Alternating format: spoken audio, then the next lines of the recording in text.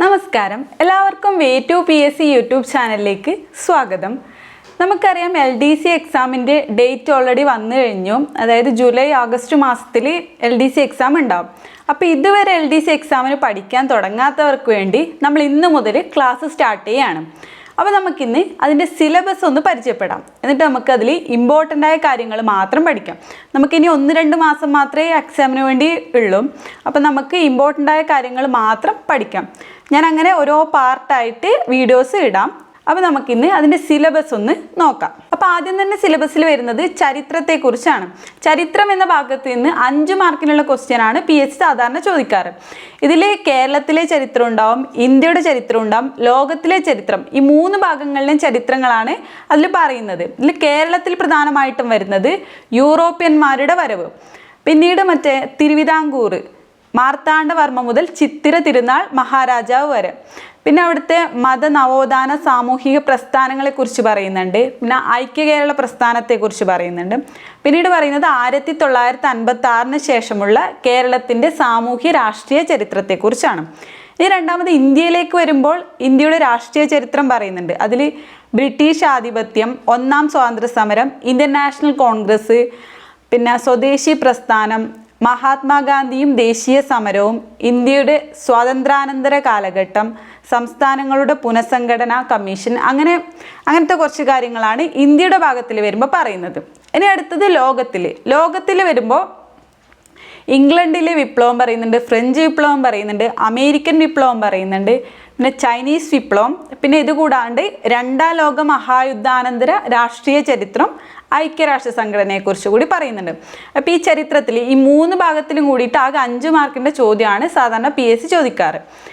ഇനി രണ്ടാമത്തെ ഭാഗത്തിൽ വരുമ്പോൾ ഭൂമിശാസ്ത്രമാണ്. ഈ ഭൂമിശാസ്ത്രത്തിൻ്റെ അടിസ്ഥാന തത്വങ്ങൾ, അതായത് ഭൂമിയുടെ ഘടന, അന്തരീക്ഷം, പാറകൾ, ഭൗമോപരിതലം, അന്തരീക്ഷ മർദ്ദവും കാറ്റും, ആഗോളതാപനം, താപനില, തുടങ്ങി ഭൂമിശാസ്ത്രപരമായ ഒരുപാട് കാര്യങ്ങൾ ഈ രണ്ടാമത്തേൽ വരുന്നുണ്ട്. ഇവിടെയും 5 മാർക്കാണ് നമുക്ക് ഭൂമിശാസ്ത്രത്തിനുള്ളത്. ഇത് കൂടാതെ തന്നെ ഇവിടെ മാപ്പുകൾ, ടോപ്പോഗ്രാഫിക് മാപ്പുകൾ വരുന്നുണ്ട്, പിന്നെ വിദൂര സംവേദന ഉപകരണങ്ങളെക്കുറിച്ച് ചോദിക്കുന്നുണ്ട്, മഹാസമുദ്രങ്ങൾ, സമുദ്രചലനങ്ങൾ, പിന്നെ ലോകരാഷ്ട്രങ്ങളും അവയുടെ സവിശേഷതകളും, ഇതെല്ലാം വരുന്നത് ഈ ഭൂമിശാസ്ത്രം എന്ന ഭാഗത്തിലാണ്. ഇനി ഇതിൽ തന്നെ ഇന്ത്യയുടെയും കേരളത്തിലെയും ഭൂമിശാസ്ത്രപരമായ പ്രത്യേകതകളെക്കുറിച്ച് പറയുന്നുണ്ട്. കേരളത്തിൻ്റെ ഭൂപ്രകൃതിയെക്കുറിച്ചും ഇന്ത്യയുടെ ഭൂപ്രകൃതിയെക്കുറിച്ചും, അതായത് നദികൾ, ഉത്തര മഹാസമതലം, ഉപദ്വീപീയ പീഠഭൂമികൾ, അങ്ങനെ തുടങ്ങി, പിന്നെ വന്യജീവി സങ്കേതങ്ങൾ, ധാതുക്കളും വ്യവസായങ്ങളും, ഊർജ്ജ സ്രോതസ്സുകൾ, റോഡ്, ജലം, റെയിൽ ഗതാഗതം, അങ്ങനെ തുടങ്ങിയ ഭൂമിശാസ്ത്രപരമായ മേഖലകളെ കുറിച്ച് ഈ ഭാഗത്തിൽ പറയുന്നുണ്ട്. ഇനി അടുത്ത മേഖല എന്ന് പറയുന്നത് ധനതത്വശാസ്ത്രമാണ്. ഇവിടെ നിന്നും 5 മാർക്കിൻ്റെ ചോദ്യമാണ് സാധാരണ ചോദിക്കാറ്. ഇവിടെ വരുന്നത് സാമ്പത്തിക രംഗത്തെക്കുറിച്ചാണ് കൂടുതലും ചോദിക്കുന്നത്. പഞ്ചവത്സര പദ്ധതികൾ, നീതി ആയോഗ്, പ്ലാനിംഗ് കമ്മീഷൻ, നവസാമ്പത്തിക പരിഷ്കാരങ്ങൾ, ധനകാര്യ സ്ഥാപനങ്ങൾ, കാർഷിക വിളകൾ, ഹരിത വിപ്ലവം, ധവള വിപ്ലവം തുടങ്ങി ധനതത്വശാസ്ത്രത്തെക്കുറിച്ച് 5 മാർക്കിൻ്റെ ചോദ്യങ്ങൾ PSC ചോദിക്കാറുണ്ട്. പിന്നെ വരുന്നത് ഒരു ഇമ്പോർട്ടൻ്റ് ആയ ഭാഗമാണ് ഇന്ത്യൻ ഭരണഘടന. ഇന്ത്യൻ ഭരണഘടനയുടെ ഭാഗത്ത് നിന്നും 5 മാർക്കിൻ്റെ ചോദ്യങ്ങളാണ് സാധാരണ ചോദിക്കാറ്. ഇതിൽ ഭരണഘടനാ നിർമ്മാണ സമിതി, ആമുഖം, പൗരത്വം, മൗലിക അവകാശങ്ങൾ, മൗലിക കർത്തവ്യങ്ങൾ, പിന്നീട് കുറച്ച് ഭരണഘടനാ ഭേദഗതികൾ, അത് 42ാം ഭേദഗതി, 44ാം ഭേദഗതി, 52ാം ഭേദഗതി, 73, 74, 86, 91, ഇതാണ് പ്രധാനപ്പെട്ട ഭേദഗതികൾ. ഇതിനെക്കുറിച്ചെല്ലാം സാധാരണ ചോദിക്കാറുണ്ട്. പിന്നെ പഞ്ചായത്തി രാജും ഭരണഘടനാ സ്ഥാപനങ്ങളും അവയുടെ ചുമതലകളും, പിന്നെ 3 ലിസ്റ്റുകൾ, state list, union list, concurrent list, ഇതാണ് ഈ ഭരണഘടനയുടെ ഭാഗത്ത് നിന്ന് ചോദിക്കുന്നത്. ഇനി അടുത്ത ഭാഗം എന്ന് പറയുന്നത് കേരളം ഭരണവും ഭരണ സംവിധാനവും എന്ന ഭാഗത്ത് നിന്നാണ്. അതിനും 5 മാർക്കാണ് PSC നമുക്ക് തരുന്നത്.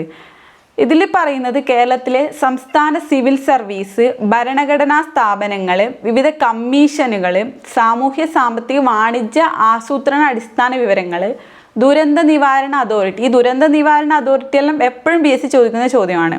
പിന്നീട് തണ്ണീർത്തട സംരക്ഷണം, തൊഴിലും ജോലിയും, ദേശീയ ഗ്രാമീണ തൊഴിൽ പദ്ധതികൾ, ഭൂപരിഷ്കരണങ്ങൾ, പിന്നീട് സ്ത്രീകൾ, കുട്ടികൾ, മുതിർന്ന പൗരന്മാർ എന്നിവരുടെ സംരക്ഷണം, സാമൂഹ്യക്ഷേമം, ഇതിനെല്ലാം കുറിച്ച് ഈ കേരളം ഭരണവും ഭരണ സംവിധാനവും എന്ന ഭാഗത്തിൽ പറയുന്നുണ്ട്.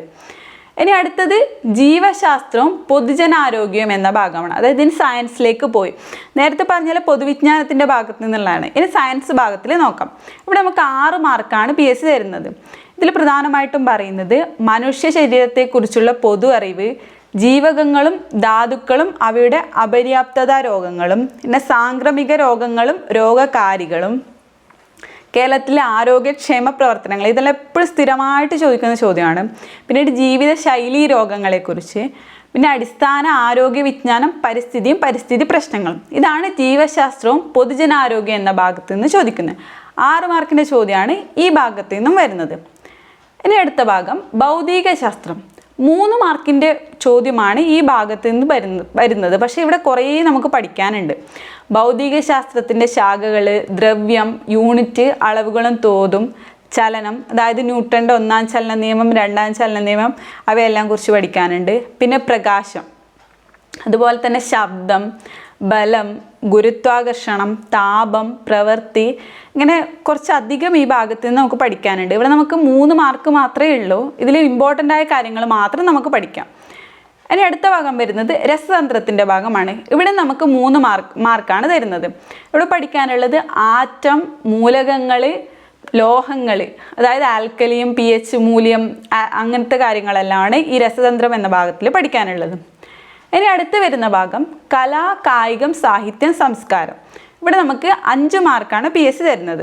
ഇതിൽ കലയുടെ ഭാഗത്തിൽ പ്രധാനമായിട്ടും പറയുന്നത് കേരളത്തിലെ പ്രധാന ദൃശ്യ ശ്രവ്യ കലകൾ, ഇവയുടെ ഉത്ഭവം, വ്യാപനം, പരിശീലനം എന്നിവ കൊണ്ട് പ്രശസ്തമായ സ്ഥലങ്ങൾ, സ്ഥാപനങ്ങൾ, വ്യക്തികൾ, കലാകാരന്മാർ, എഴുത്തുകാർ, ഇങ്ങനെ ഇതിനെക്കുറിച്ചെല്ലാം നമ്മൾ പഠിക്കണം എന്ന് പറയുന്നുണ്ട്. അതിൽ നമുക്ക് ഇമ്പോർട്ടൻ്റ് ആയി മാത്രം പഠിച്ചാൽ മതി, എല്ലാം അങ്ങനെ പഠിക്കണം എന്നില്ല. ഇനി അടുത്ത് വരുന്നത് കായികം. അത് ഇവിടെ തന്നെ വരുന്നതാണ്. കായിക രംഗത്ത് വ്യക്തിമുദ്ര പതിപ്പിച്ച കേരളത്തിലെയും ഇന്ത്യയിലെയും ലോകത്തിലെയും പ്രധാനപ്പെട്ട കായിക താരങ്ങൾ, അവരുടെ കായിക ഇനങ്ങളും അവർക്ക് ലഭിച്ച അവാർഡുകളെക്കുറിച്ചും പറയുന്നുണ്ട്. പിന്നീട് പറയുന്നത് പ്രധാനപ്പെട്ട ട്രോഫികളെല്ലാം കുറിച്ച് പഠിക്കാൻ പറയുന്നുണ്ട്. പിന്നെ പ്രധാനപ്പെട്ട കായിക ഇനങ്ങളും പങ്കെടുക്കുന്ന ആൾക്കാരുടെ എണ്ണവും, പിന്നീട് കളിയുമായി ബന്ധപ്പെട്ട പ്രധാന പദങ്ങൾ, അതായത് കായിക മേഖലയുമായി ബന്ധപ്പെട്ട പ്രധാന പദങ്ങൾ, അതായത് ക്രിക്കറ്റിൽ ഒരുപാട് പദങ്ങൾ ഉപയോഗിക്കുന്നുണ്ട്, അതേപോലെ ഫുട്ബോളിലും അങ്ങനത്തെ കായിക മേഖലയിൽ ഉപയോഗിക്കുന്ന പ്രധാനപ്പെട്ട പദങ്ങളെക്കുറിച്ച് പറയുന്നുണ്ട്. പിന്നെ പറയുന്നത് ഒളിമ്പിക്സ് ആണ്. ഒളിമ്പിക്സിൻ്റെ പ്രധാനപ്പെട്ട അടിസ്ഥാന വിവരങ്ങൾ, അത് നടന്ന വേദികൾ, വിജയികൾ, ഒളിമ്പിക്സിലെ തന്നെ വിൻ്റർ ഒളിമ്പിക്സിനെയും പാരാ ഒളിമ്പിക്സിനെയും അതിലെ ജേതാക്കളെല്ലാം കുറിച്ച് പഠിക്കാനുണ്ട്. അതേപോലെ Asian Games, Afro Asian Games, Commonwealth Games, SAF Games, ഇവിടെ വേദികളും രാജ്യങ്ങളും അവരുടെ ശ്രദ്ധേയമായ പ്രകടനം നടത്തിയ വ്യക്തികളും അങ്ങനത്തെ കാര്യങ്ങൾ. അതേപോലെ ദേശീയ ഗെയിംസിനെ കുറിച്ചും മറ്റ് ഗെയിംസ് ഇനങ്ങളും അവിടെ താരങ്ങൾ നേടിയ നേട്ടങ്ങളെക്കുറിച്ചെല്ലാം പഠിക്കാനുണ്ട്. ഇനി അടുത്ത് വരുന്നത് സാഹിത്യ മേഖലയാണ്. സാഹിത്യ മേഖലയിൽ മലയാളത്തിലെ പ്രധാന സാഹിത്യ പ്രസ്ഥാനങ്ങൾ, പിന്നെ ആദ്യ കൃതികളും അതിൻ്റെ കർത്താക്കളും, പിന്നെ എഴുത്തുകാർ, അവരുടെ തൂലികാനാമങ്ങൾ, അപരനാമങ്ങൾ, പിന്നെ കഥാപാത്രങ്ങളും കൃതികളും, പ്രശസ്തമായ വരികളും ആ കൃതിയും അത് എഴുതിയ എഴുത്തുകാരനും, പിന്നെ മലയാള പത്രപ്രവർത്തനത്തിൻ്റെ ആരംഭം, അതിൽ തുടക്കം കുറിച്ച ആൾക്കാരും, പിന്നെ ആനുകാലികങ്ങളും. പിന്നീട് അവിടെ വരുന്ന പ്രധാനപ്പെട്ട അവാർഡുകൾ, ബഹുമതികൾ, അതായത് എഴുത്തച്ഛൻ അവാർഡ്, വയലാർ അവാർഡ്, അങ്ങനത്തെ കറണ്ട് അഫയേഴ്സ് ഭാഗമില്ല, ആ ഭാഗത്ത് നിന്നാണ് കൂടുതലായും ചോദ്യങ്ങൾ ചോദിക്കുന്നത്. അതേപോലെ ജ്ഞാനപീഠ പുരസ്കാരം നേടിയ മലയാളികൾ, പിന്നീട് മലയാള സിനിമയുടെ ഉത്ഭവം, ഇവിടെ നിന്നും ചോദ്യങ്ങൾ സാധാരണ ചോദിക്കാറുണ്ട്. ഇനി അടുത്ത സംസ്കാരത്തിലേക്ക് വരുമ്പോൾ കേരളത്തിലെ പ്രധാനപ്പെട്ട ആഘോഷങ്ങൾ, ആഘോഷങ്ങളുമായി ബന്ധപ്പെട്ട സ്ഥലങ്ങൾ, പ്രശസ്ത ഉത്സവങ്ങൾ, പിന്നെ കേരളത്തിലെ സാംസ്കാരിക കേന്ദ്രങ്ങൾ, ആരാധനാലയങ്ങൾ, സാംസ്കാരിക നായകന്മാരും അവരുടെ സംഭാവനകളും. ഇത്രയാണ് നമുക്ക് കലാ, കായികം, സാഹിത്യം, സംസ്കാരം എന്ന ഭാഗത്തിൽ പഠിക്കാനുള്ളത്. ഇവിടെ നമുക്ക് 5 മാർക്കാണ് ഈ ഭാഗത്തു നിന്നെല്ലാം കൂടിയിട്ട് ആകെ കിട്ടുന്നത്. ഇനി അടുത്ത് വരുന്നത് കമ്പ്യൂട്ടറിൻ്റെ ഭാഗമാണ്. ഇവിടെ കമ്പ്യൂട്ടറിൻ്റെ അടിസ്ഥാന വിവരങ്ങളാണ് നമുക്ക് പഠിക്കാനുള്ളത്. 3 മാർക്കാണ് ഈ ഭാഗത്തു നിന്ന് കിട്ടുന്നത്. ഹാർഡ്വെയർ, സോഫ്റ്റ്വെയർ, കമ്പ്യൂട്ടറിൻ്റെ നെറ്റ്വർക്ക്സ്, പിന്നെ internet, cyber crimes and cyber laws, ഇതെല്ലാം പഠിക്കാനുണ്ട്. ഇനി അടുത്ത ഭാഗം സുപ്രധാന നിയമങ്ങൾ. ഇതിന് 5 മാർക്കാണ് ഉള്ളത്. അതായത് വിവരാവകാശ നിയമത്തെക്കുറിച്ച് പഠിക്കാനുണ്ട്, പ്രൊട്ടക്ഷൻ ഓഫ് കൺസ്യൂമേഴ്സ്, അതായത് ഉപഭോക്തൃ നിയമത്തെക്കുറിച്ച് പഠിക്കാനുണ്ട്, അങ്ങനെ law for the protection of vulnerable സെക്ഷൻസിനെ കുറിച്ചുള്ള നിയമങ്ങൾ പഠിക്കാനുണ്ട്. അങ്ങനെ പോക്സോ ആക്ടിനെ കുറിച്ചെല്ലാം പഠിക്കാനുണ്ട്. അങ്ങനെ കുറച്ച് നിയമങ്ങളെക്കുറിച്ചാണ് ഈ ഭാഗത്ത് പഠിക്കാനുള്ളത്. ഇതിന് 5 മാർക്കാണ് ബി എസ് സി വരുന്നത്. അടുത്തത് ആനുകാലിക വിഷയങ്ങൾ. ഈ ആനുകാലിക വിഷയങ്ങൾ നമുക്ക് 20 മാർക്കാണ് കിട്ടുന്നത്. ഇനി അടുത്തത് ലഘുഗണിതവും മാനസിക ശേഷിയും നിരീക്ഷണ പാഠവ പരിശീലനവും. അതായത് ലഘുഗണിതത്തിന് നമുക്ക് 5 മാർക്കാണ് ലഭിക്കുന്നത്. ഇതിൽ സംഖ്യകളും അടിസ്ഥാന ക്രിയകളും ഭിന്നസംഖ്യകളും ദശാംശ സംഖ്യകളും ശതമാനം ലാഭവും നഷ്ടവും പലിശയും അംശബന്ധം ഇങ്ങനെ തുടങ്ങി ഒരുപാട് കാര്യങ്ങൾ ഇതിൽ പഠിക്കാനുണ്ട്. അതേപോലെ മാനസിക ശേഷിയും നിരീക്ഷണ പാഠവ പരിശോധനയും ഇതെല്ലാം മാത്സിൽ വരുന്ന ഭാഗമാണ്. ഇവിടെ നമുക്ക് കുറച്ചധികം പഠിക്കാനുണ്ട്. ഈ ഭാഗം നമുക്ക് ക്വസ്റ്റ്യൻസ് വെച്ച് തന്നെ പഠിക്കാം. അല്ലാണ്ട് നമ്മൾ ഓരോ രീതിയെല്ലാം പഠിച്ച് വരുമ്പോഴേക്ക് കുറേ സമയം എടുക്കും. പക്ഷെ നമുക്ക് ക്വസ്റ്റ്യൻസ് വെച്ച് തന്നെ പഠിച്ചു തീർക്കാം. ഇനി അടുത്ത ഭാഗം എന്ന് പറയുന്നത് ജനറൽ ഇംഗ്ലീഷാണ്. ഇംഗ്ലീഷിന് 5 മാർക്കാണ് നമുക്ക് ലഭിക്കുന്നത്. അതിൽ ഇംഗ്ലീഷ് ഗ്രാമറിൽ വൊക്കാബുലറി വരും, types of sentence, interchange of sentence, അങ്ങനെ articles, question tag, prepositions, degree of comparison, അങ്ങനെ കുറച്ച് ആൻറ്റോണിമം, സിനോണിമം, phrasal verbs, foreign words and phrases, അങ്ങനെ കുറച്ച് അധികം കാര്യങ്ങൾ ഇംഗ്ലീഷിൽ ചോദിക്കുന്നുണ്ട്. ഇത് നമുക്ക് എക്സാമ്പിൾസ് വെച്ച് തന്നെ പഠിക്കാൻ പറ്റുന്നതാണ്. ഇനി അടുത്ത് വരുന്നത് മലയാളം ഭാഗമാണ്. അതായത് പ്രാദേശിക ഭാഷകൾ എന്ന ഭാഗം. ഇപ്പം നമ്മൾ മലയാളികളായതുകൊണ്ട് നമ്മൾ മലയാളം ഭാഗമാണ് കൊടുക്കുന്നത്. അതിന് 10 മാർക്കാണ് ഉള്ളത്. ഇവിടെ പദശുദ്ധി, വാക്യശുദ്ധി, പരിഭാഷ, ഒറ്റപ്പദം, പര്യായം, സമാനപദം, ചേർത്തെഴുതുക, സ്ത്രീലിംഗം, പുല്ലിംഗം, അങ്ങനെ കുറേ കാര്യങ്ങൾ മലയാളത്തിലും ഉണ്ട് പഠിക്കാൻ. ഇത് നമുക്ക് മുമ്പ് കഴിഞ്ഞ എക്സാമിൻ്റെ എക്സാമ്പിൾസ് എല്ലാം വെച്ച് പഠിക്കാവുന്നതാണ്. ഇത്രയാണ് നമ്മൾ LDCയുടെ പ്രധാനപ്പെട്ട സിലബസ് എന്ന് പറയുന്നത്. ഇത് LDCന് മാത്രമല്ല, ഡിഗ്രി ലെവൽ എക്സാമിൻ്റെ സിലബസ് എല്ലാം ഏകദേശം ഇതുപോലെ തന്നെയാണ് വരുന്നത്. അപ്പോൾ ഡിഗ്രിക്ക് വേണ്ടി LDCക്ക് വേണ്ടി മാത്രമല്ല, ബാക്കി എക്സാം എഴുതാനും നമുക്ക് ഈ സിലബസ് തന്നെ മതി. അപ്പോൾ ഇതിൽ പഠിച്ചാൽ നമുക്ക് ബാക്കി എക്സാമും കൂടി കുറച്ചുകൂടി എളുപ്പമാകും.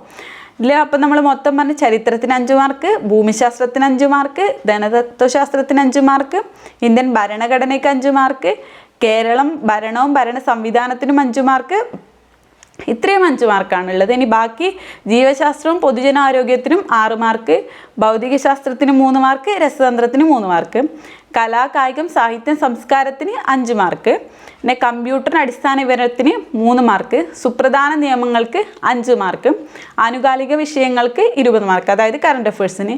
പിന്നീട് മാത്സിൻ്റെ ഭാഗത്ത് നിന്ന് നമുക്ക് 10 മാർക്കാണുള്ളത്. ജനറൽ ഇംഗ്ലീഷിനും 10 മാർക്ക്, പ്രാദേശിക ഭാഷയ്ക്കും 10 മാർക്ക്. ഇങ്ങനെയാണ് PSC അതിൻ്റെ മാർക്ക് ഡിസ്ട്രിബ്യൂഷൻ ചെയ്തിട്ടുള്ളത്. അപ്പോൾ സിലബസ് മൊത്തമായിട്ട് ഇപ്പോൾ ഞാൻ പറഞ്ഞു തീർത്തു LDCയുടെ. അപ്പോൾ നമുക്കിനി ഓരോ ഭാഗത്തിൽ ഇമ്പോർട്ടൻ്റ് ആയ കാര്യങ്ങൾ മാത്രം പഠിക്കാം.